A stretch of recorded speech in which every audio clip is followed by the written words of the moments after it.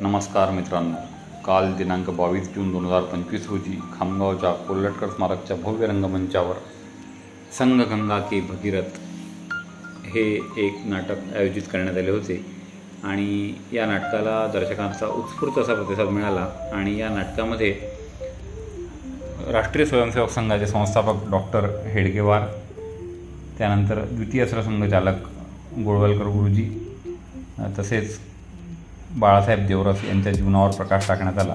या कार्यक्रमासाठी प्रमुख पाहुणे म्हणून महाराष्ट्र राज्याचे कामगार मंत्री ॲडव्होकेट आकाशजी फोंडकर होते। तसेच आपण बघू शकता व्यासपीठावर आकाशजी फोंडकर, संतोषजी देशमुख, प्रल्हादजी निमगंडे, संजय पेंडसे, दत्तात्रय कंधारकर आणि सारिकाताई पेंडसे असे विराजमान झालेले आहे। आणि या नाटकाचं जे सूत्रधार आहे ते भारतमाता दाखवलेली आहे आणि अतिशय प्रभावी असं हे नाटक होतं।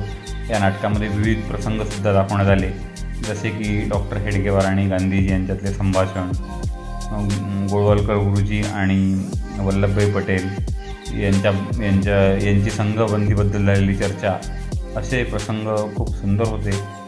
तसेच डॉक्टर हेडगेवारांना किती कष्ट सहन करावे लागले, गोळवलकर गुरुजींना संघबंदीमध्ये किती कष्ट सहन करावे लागले आणि बाळासाहेब देवरस यांनी संघ कसा पुढे नेला, या सगळ्या बाबींवर अतिशय चांगल्या रीतीने प्रकाश या नाटकाने टाकला आणि रसिकांना, सर्व कलाकारांचा अभिनय खूप भावला आणि सर्वच कलाकारांनी जीव ओतून काम केले, असे हे सर्वांग सुंदर नाटक होते। संघ आता 100 वर्षाचा झालेला आहे आणि या पार्श्वभूमीवर रसिकांना हे नाटक बघायला मिळते आहे, ही एक पर्वणीच आहे।